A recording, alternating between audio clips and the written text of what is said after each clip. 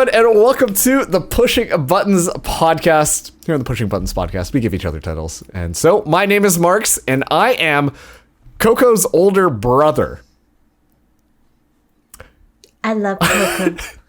Okay, my parents' dog's name is Coco, but I did also help raise her when she was I was like 20-something when we first got the dog. You can Andy. still be a dog's older sibling if it's your parents' dog. I mean, I guess, but I guess I considered myself more of a caretaker than a sibling. That's kind of different, you know? It's also a pet.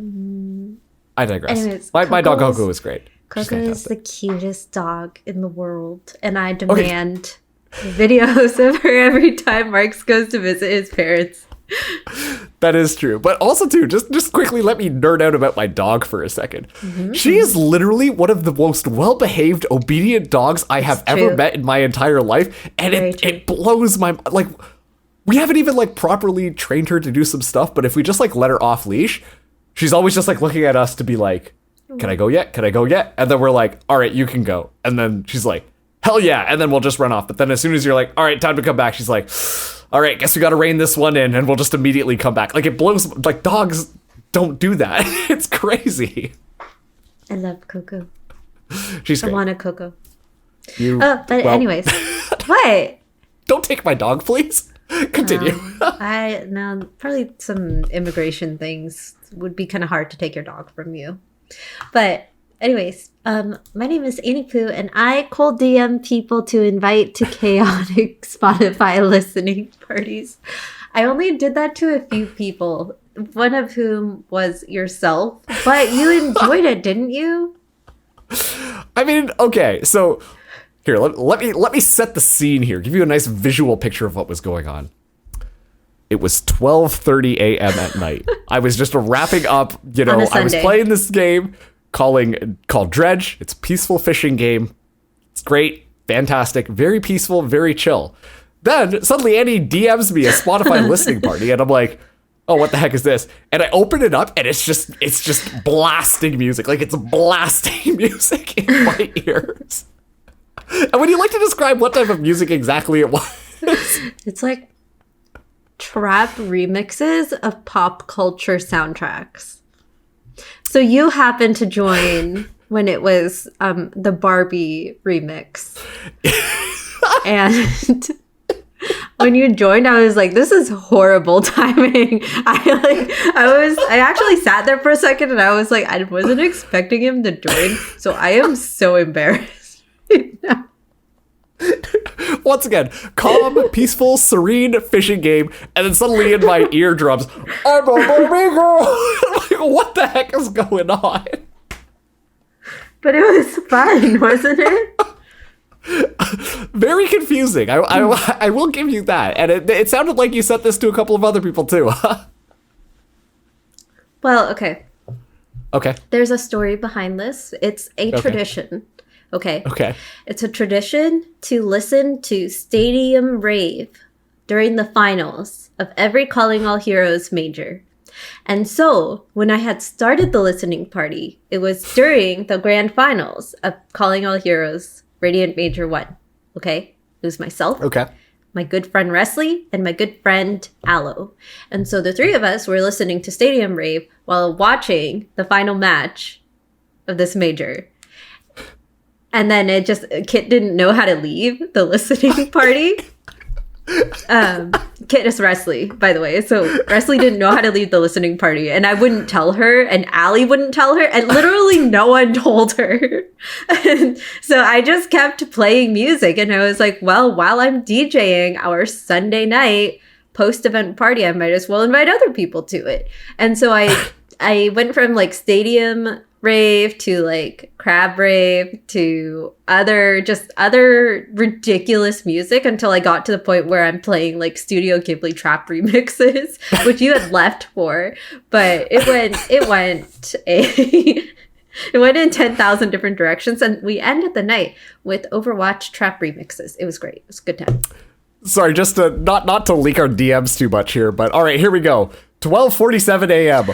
Annie, why'd you leave? We're on Ghibli trap right now. Me, I have to get ready for bed. Annie, okay, you have a phone, don't you? Yeah. And you didn't rejoin. Why not? Because I went to bed. You have a phone. You could have taken the listening party to your bed. I don't need to listen to Studio Ghibli trap remixes while I'm trying to go to sleep. Like, those are two very opposite vibes. Well, you don't have to go to sleep. You can just lay there and listen to the party with us. Anyways, here on the Pushing Buttons podcast, we are an esports themed podcast, Slice of Life, giving you a little bit of a behind the scenes look at some of the chaos that goes on behind the production booth, as well as just a little bit of a look into our own personal lives, and the terror that comes with Spotify listening parties, apparently, and I will know better next time not to just click accept as soon as I get one of those cold DMs. But you can see a preview of what the song is. I'm not gonna lie, it wasn't Barbie, and then as soon as I clicked it, it turned into Barbie. And it was just like, wow, the timing was immaculate right now. Oh, but okay, all right. So you kind of talked about it a little bit, but Calling All Heroes is just wrapped up when we are recording this. So why don't you tell everybody kind of what you were doing and how you were participating in the tournament? I was working on the tournament. Okay. That's cool. What else is there to say? What did you do? Oh, I worked on the broadcast for the tournament. I am losing my mind right now. This is you purposefully choosing to make things more painful while we are recording. I told you ahead of time that I was going to ask you this. You did. You did ask me. So describe, first of all, what was the title of your role? Describe for the people what you did specifically, or more specifically than I worked on the broadcast. I was Pinecone's production assistant. Which involves?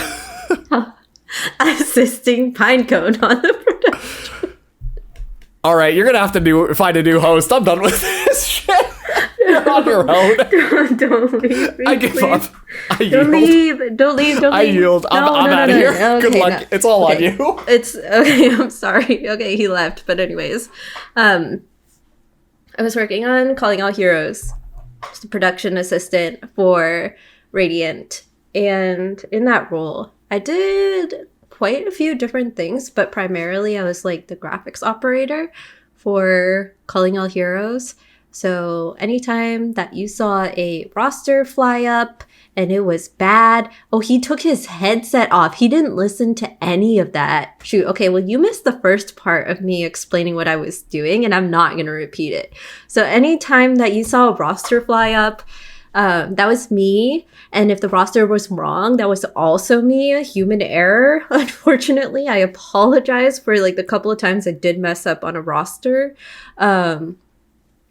And what else? It's like score updates, like bracket updates. I did bracket updates for both the broadcast and for socials, and I prepared like winners graphics for both broadcast and socials.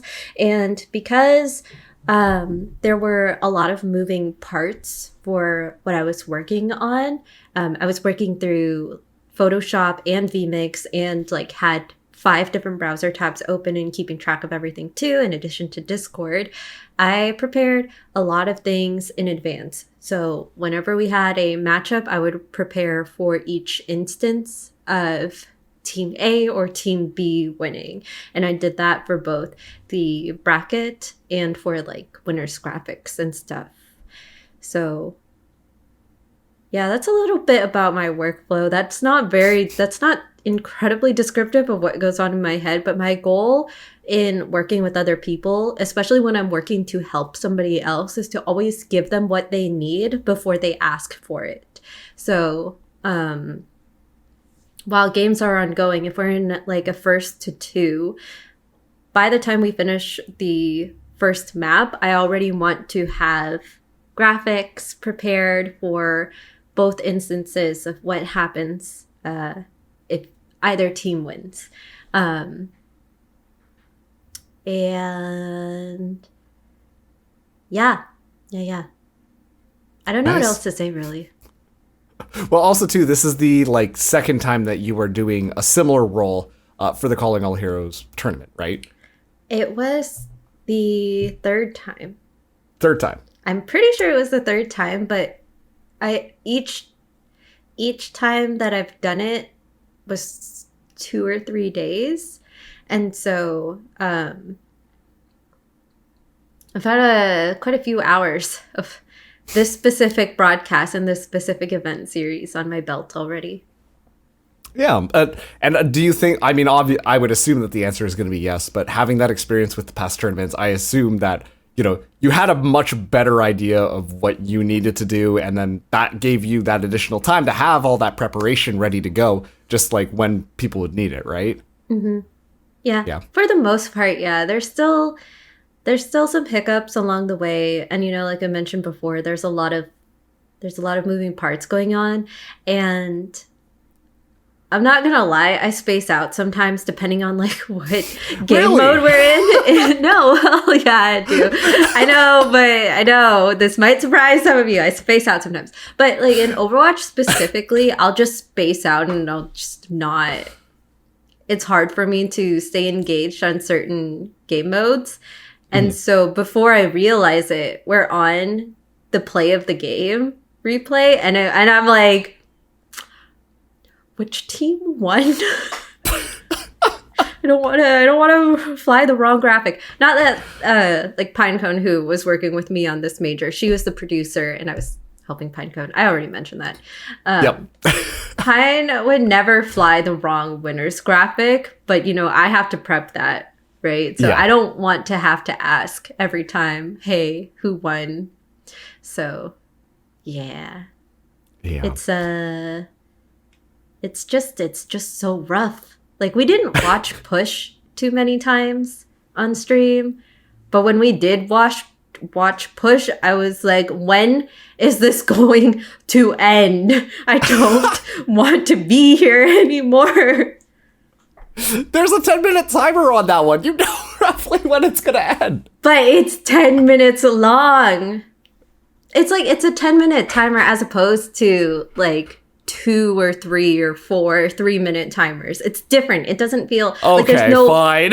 Yeah, okay. Do I win this one? So basically, it's all just a mental thing that's going on because Push is considered one of the shorter game modes compared to the other ones, It feels like it drags on because it just feels like fairly early on who is going to win, but then they still have to play out the full 10 minutes generally. Yeah.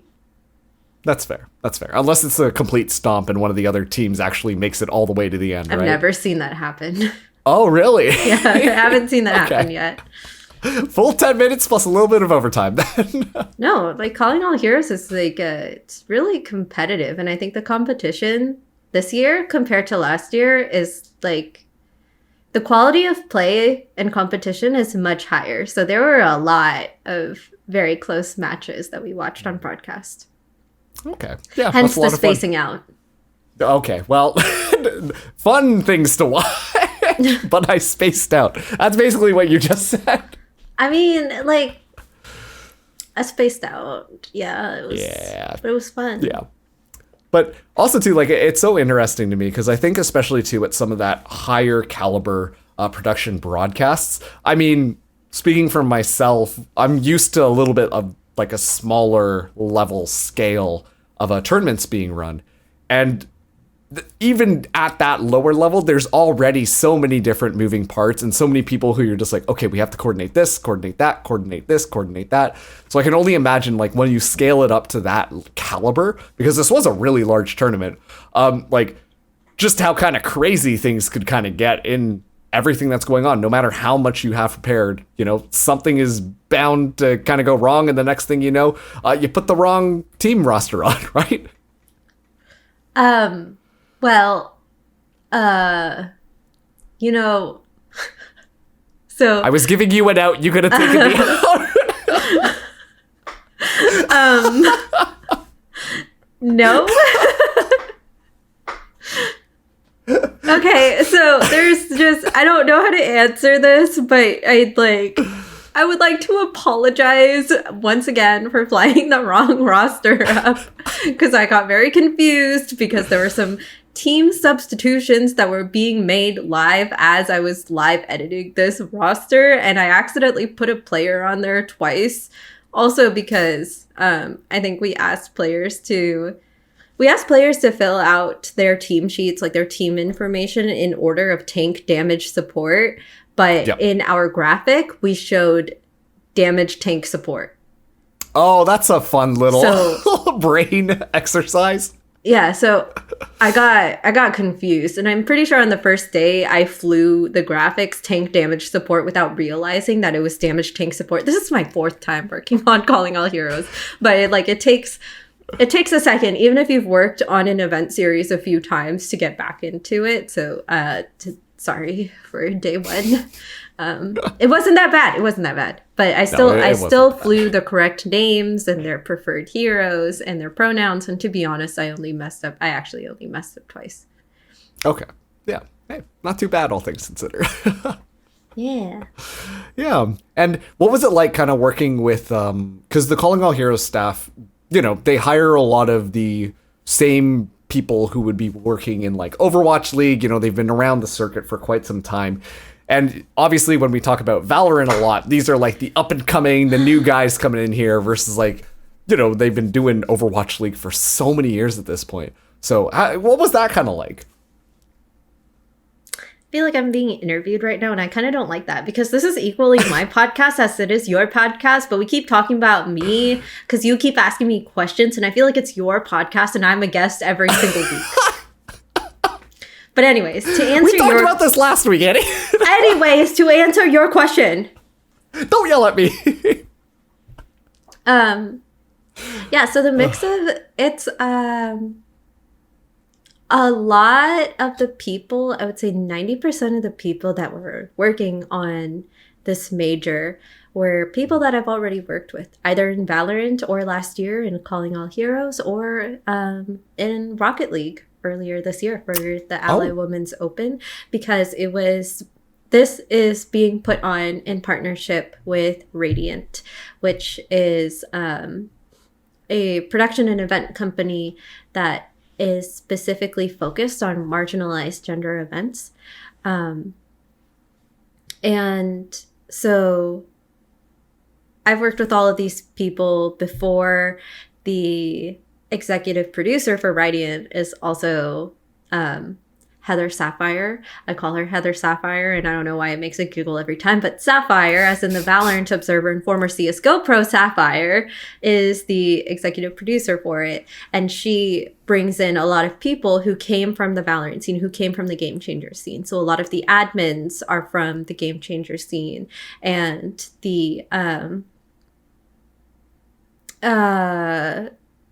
there were also a few people who worked on the Overwatch Empowerment Cup that were also brought on to work on Calling All Heroes, and I got to work with them a few times last year. They also worked on Rocket League, so I knew like all of the admins by the time this event came around. I had also worked with Pinecone, not just on Rocket League or not just on Calling All Heroes this month. Like I'd worked with Pinecone previously when Pinecone was on Game Changers last year. So I've known Pinecone for a while as well. It was chill. It was nice. It was cool. We also had some owl observers come in, and I did a no-no. Well, I didn't do a no-no, but I accidentally called one of them a relic because she's like 30. She's 31 years old. I'm not going to say who it was. Okay, so we were talking about esports boomers. Right? We're talking about esports boomers. Hold on, sorry. No. Stop. No. I'm continuing my story. No. You don't get to talk. Wow, this really is your podcast too, huh? Which, by the way, the Owl Observers were not part of Calling All Heroes last year when I was the production assistant for it. So this was my first event working with any Owl Observers ever. So I apologize we're calling you a relic. It was an accident, but we were in a call where we were talking about a player, and somebody asked, oh, that player is a young buck, isn't she? And another person said, oh, she's like 21. And everybody paused in the call for a second. Is 21 young or is 21 boomer? Like in terms of esports age. And it's like they're moldable. These 21-year-olds. They could be either like part of the young crew or they are esports boomers starting at 20. And then we just started talking about age and stuff. And I was like, yeah, some of y'all are like relics. And I was referring to people in their late 20s and up. And I didn't think about this because I was very comfortable, right? I had worked with all of these people for months and months prior. Didn't like realize the OWL observers are in there too. And one of them was like, wait, if y'all are relics, how old are you? And what does that make me? And this person is like 31 years old. And I was like, oh shit, that means you're a relic too. You said it so fast. Oh boy. I'm on my way. I might as well be a relic right now too. Okay, so actually this is gonna be a fun You're a little relic. exercise. A boomer relic. Well, do you consider yourself an esports boomer? Yeah, I do. Okay. Interesting. But you're Feels turning like 28 this year, so you're in relic territory. I am in. Well, okay. What's the difference between a relic versus a boomer then? So a relic is like so a boomer is still living, and a relic is like a thing from ancient days. I know what the actual term means. I meant in terms of esports. Oh, sorry. What did you do? I'm not a fossil, Annie. I know what a fossil is.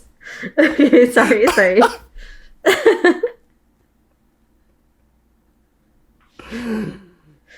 I know you're kind of sensitive about that stuff, so. Okay, continue. So what is the difference between an esports boomer and then an esports relic? I think once you're in your late 20s, you're basically a relic. Okay. Well, is it like an attitude thing? Is it just purely an age thing? Or like... Oh, well, I made it up on the spot yesterday, so... Yeah, but then this is when we get to actually have fun with it and then actually dive down into specifics on it. Okay. Sorry, fun beliefs. So, let's see. I think a boomer is just an age thing. An esports boomer is just an age thing. That's just what you call anybody over the age of 22. But if you're a relic, you are just old.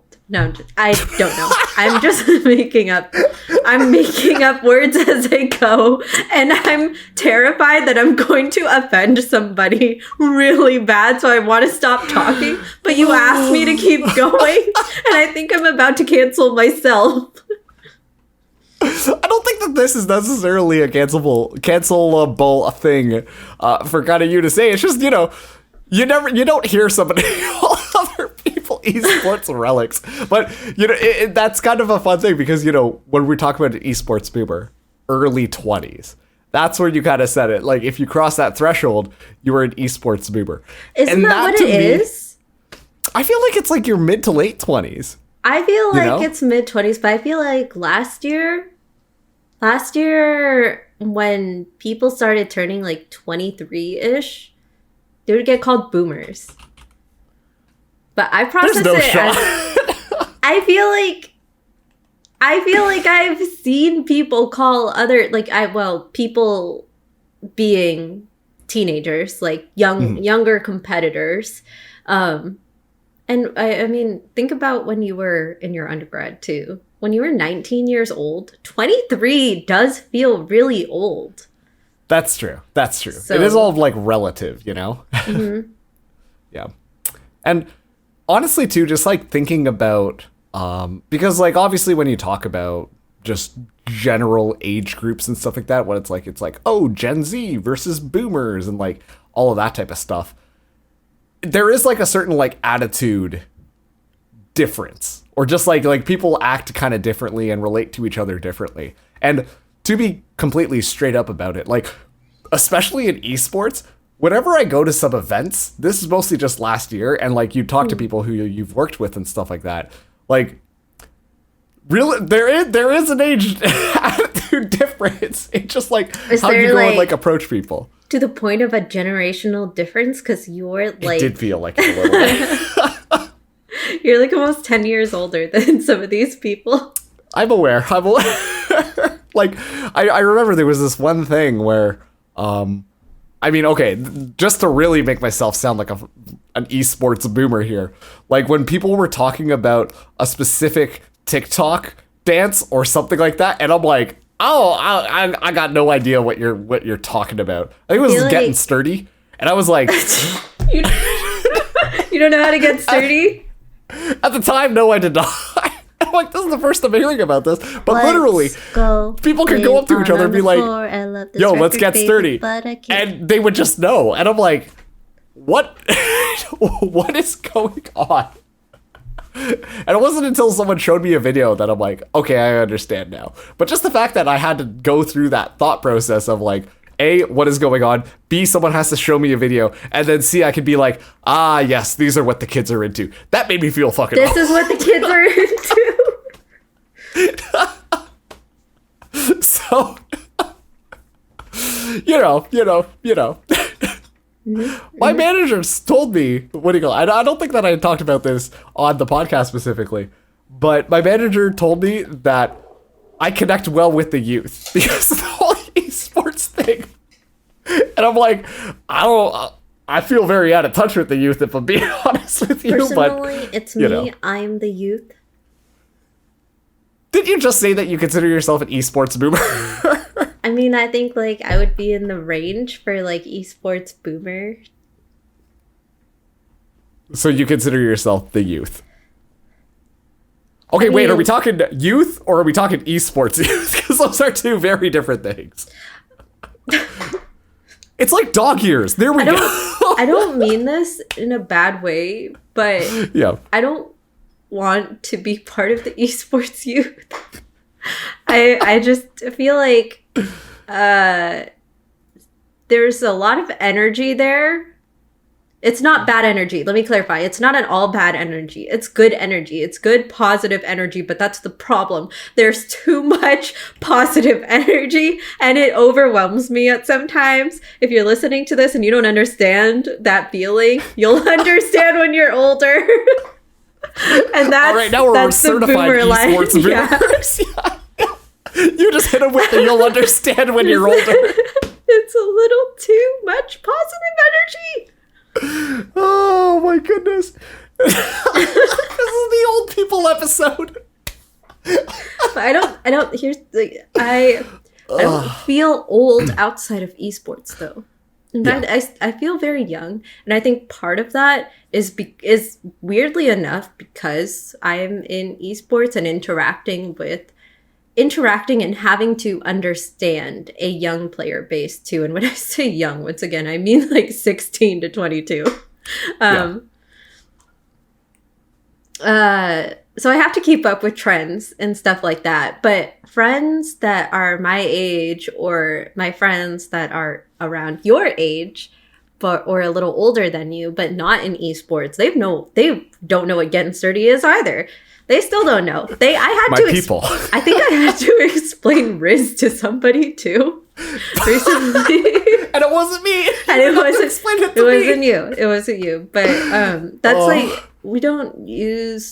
I wouldn't use that kind of slang with other friend groups outside of esports because they just don't get it. And then it makes me sound weird. And you know that friend that just they want to be hip, like. Hip and with it, yeah. And it's kind of cringe. I feel like I'm that cringe friend, but I'm not trying to be. This is just who I am. And it feels weird when you're going through different social circles and you're like, wow, I'm really old in one, but I'm extremely young and immature in all of the other ones. Yep. No, I honestly, like, you know what.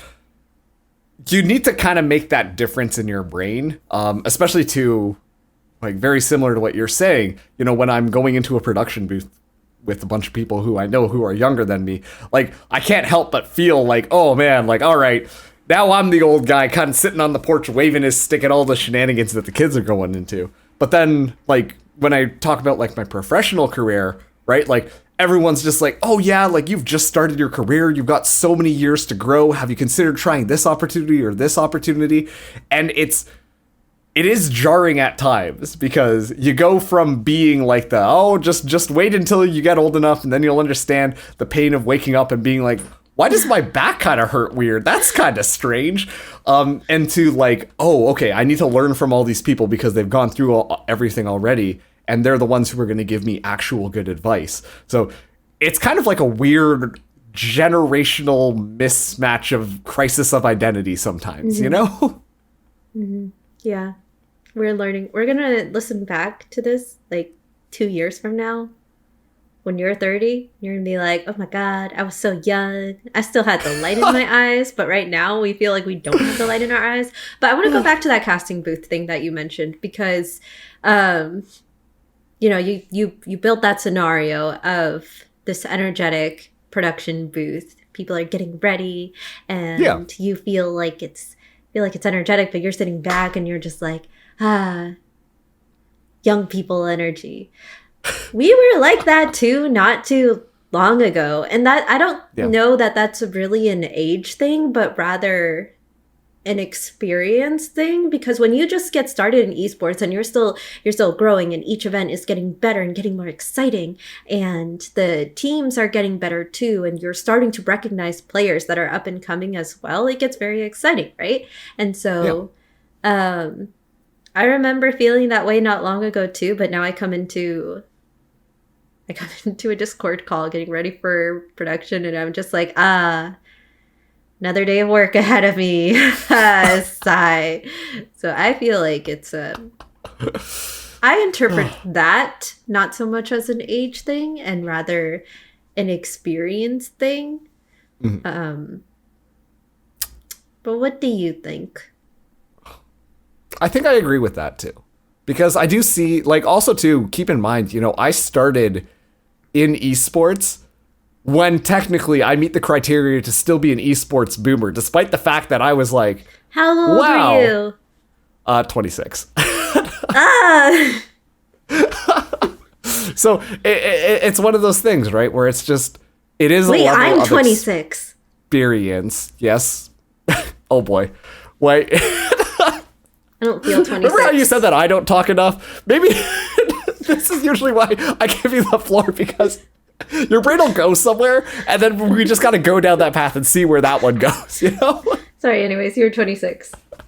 Yeah, so I was 26 when I started out, and, you know, I do think that there is one of those things where you are very excited about being in the space and kind of getting to know everybody and stuff like that, right? And even now, I still see people, like, who are getting started.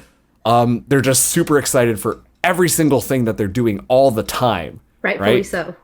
Yeah, and it's one of those things where I don't want to say like it's like a rite of passage, but it's just like, yes, I remember when I was like that. And to me, I wonder whether or not it's just because of how intense esports, like, just as an industry is, in the sense that it's incredibly fast-paced, you know, fastest growing industry in the world.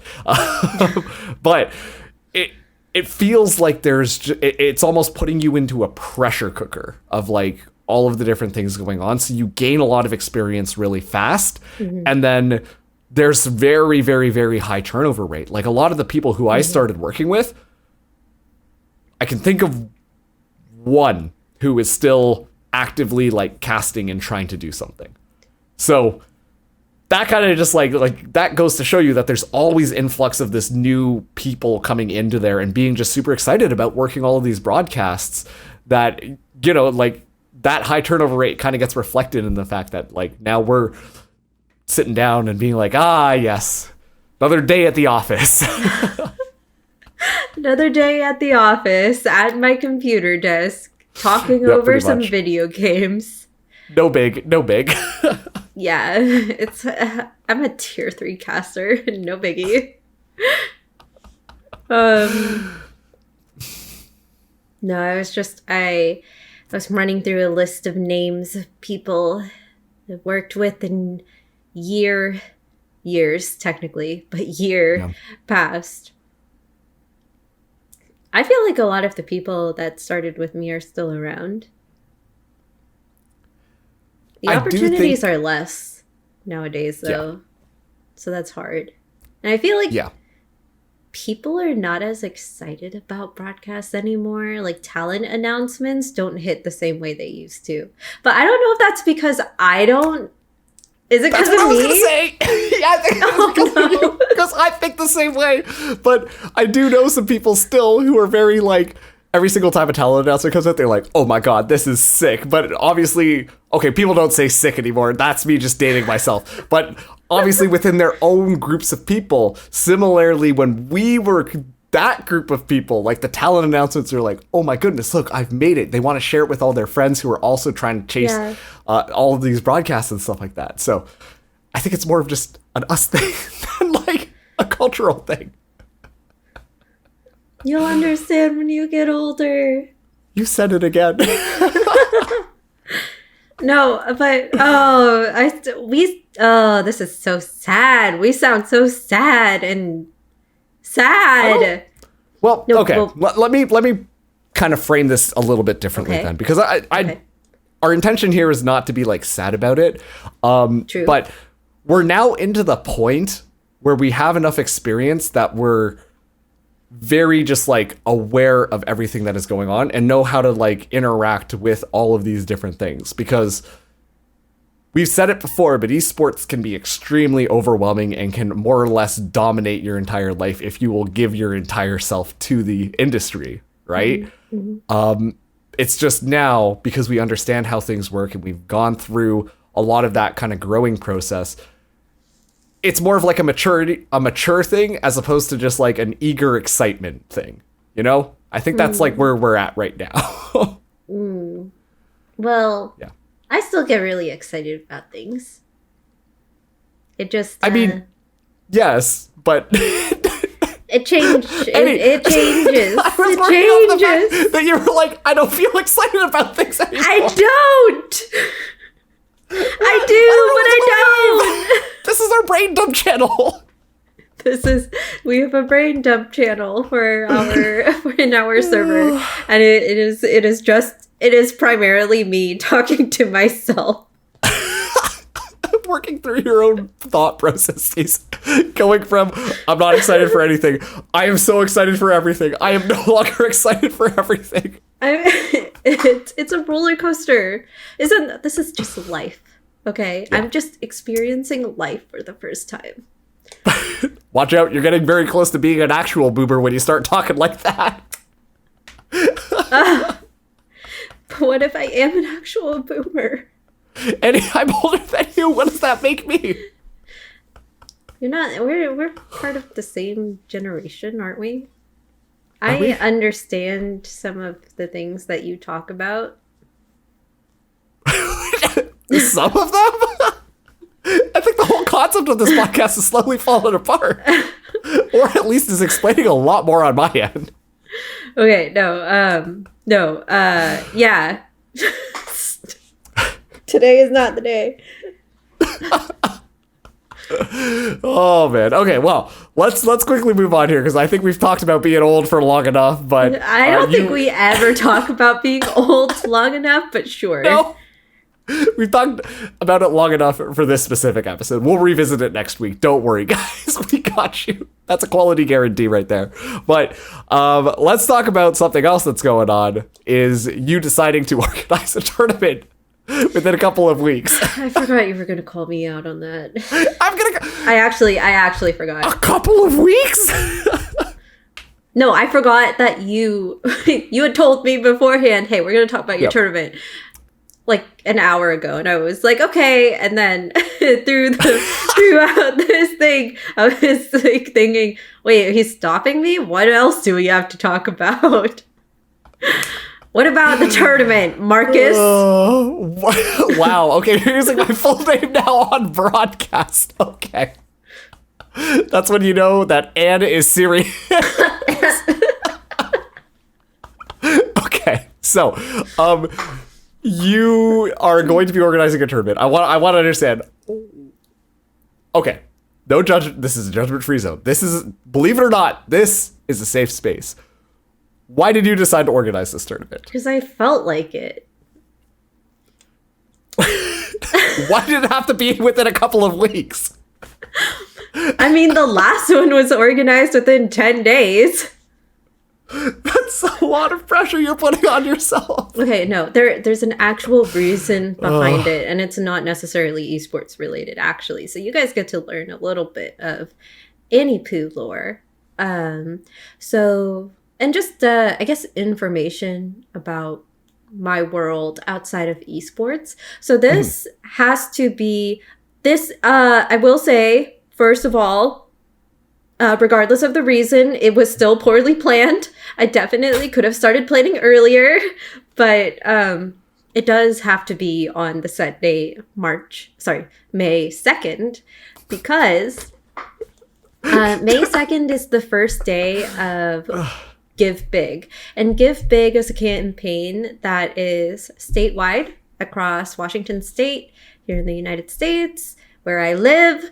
And it's a day where the majority, not all, but the majority of nonprofits in the state of Washington do their annual spring fundraiser. So they do this big campaign. It's hosted by another nonprofit, whose mission is to help nonprofits raise money, I guess, and awareness of different issues around the state. But it's a really big thing. And I worked in nonprofit for many years prior to coming into esports. So this time of year is always one in which I'm thinking about the local charities that I want to give to. And I did not have Give Big on my calendar this year. So that's why I was like, oh shit, Give Big is coming up. I got an email that said early giving for Give Big starts today. And I was like, oh shoot, I was going to plan a tournament for that. I had already said to myself earlier in the year, like, oh, when Give Big comes around, I want to do a charity tournament to support one of the local charities here. And then I just forgot until I got an email from one of the charities that I'm subscribed to for their newsletter. And they were like, hey, give us your money. And I was like, oh, shit, I have a tournament to plan. So that's the story of the why. Okay, that's fun. Well, that's happening on May the 2nd. Is this out by May the 2nd? Does this come out afterwards? This is out on the 3rd. Oh, okay. Well, I'm assuming that everybody tuned in anyways. Hey, I was there. Unless something terrible happens between now and May the 2nd, I was there. And boy, was it a great time. You were there, and it was a great time. Great. Did we meet our donation goal? Yes, we definitely did. Oh, man, are you crying on stream again? Oh, man, hey, remember how after this moment on your very first charity tournament that I was a part of, I'm not coming on broadcast this time. You started crying and then started telling everybody that I made you cry, and I'm like, oh, this is good. It's funny because Chrissy was there too. Our other friend Chrissy was there. It just so happened that Marks was the person that delivered the news. If it was Chrissy that said, oh my god, we met our donation goal, like this would be a very different story. Oh yeah. But nope, instead, for like a solid 3 months, every time they're like, oh, hey, you're friends with Marks, yeah? Yeah, but he made me cry. And I'm like, this is great. I mean, was I wrong? Well, yeah, but then you make it sound like I did something terrible, when in fact I was just letting you know that you hit your charity donation goal. I feel like this has happened again. Oh, no. It hasn't happened again. I think I asked you to cast a different thing for me, and I was like, oh, are you going to make me cry again? But you didn't. Yeah. I do recall this as well. Yes. But, hey, it was a great tournament. Right, Andy? Yeah. It was, when this released, it happened yesterday. Remember? Timelines? It's a whole thing. Yeah.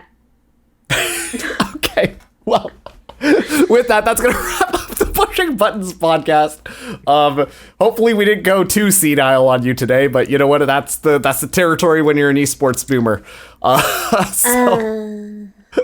That That's just life for you right there. But all right, so if you enjoyed this episode, then make sure to like, subscribe, or follow us. And hey, you know what? Leave a review if you thought that this was a pretty cool podcast. And on top of that too, if you think a friend would enjoy this or would feel a little personally attacked by our definitions of esports age categories, then make sure to send this their way.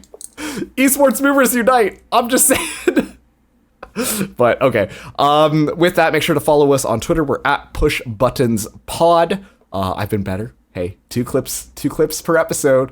Oh yeah, by the way, 80, you gotta post another clip on Wednesday. I put 2 clips in the channel for a reason. Haha, that's a you thing. But make sure to follow us on there, and then you can see all the interactions happening. And thanks for everybody for listening and kind of keeping in touch with us lately. It's been kind of fun seeing a little bit more feedback. But all right, that's it. You got any final words, final thoughts for us? I'm scared. I thought you were gonna ask me. You put up your finger in protest as I was starting the ramp up to prompt you for this. Yeah, I thought you were gonna ask me. I have a final thought. Oh, mark your calendars. This is a rare moment occurring right here. I was told at work that I talk too much. So next episode, I will not be speaking at all. Who told you at work that you talk? That is not important. Thank you, everybody. Have a good night. Did you DM yourself? All right, thanks for tuning in, everybody. We'll catch you in the next 2 weeks for another episode of the Pushing Buttons. Until then, take it easy. Is that an old person thing to say? Whatever. Take it sleazy.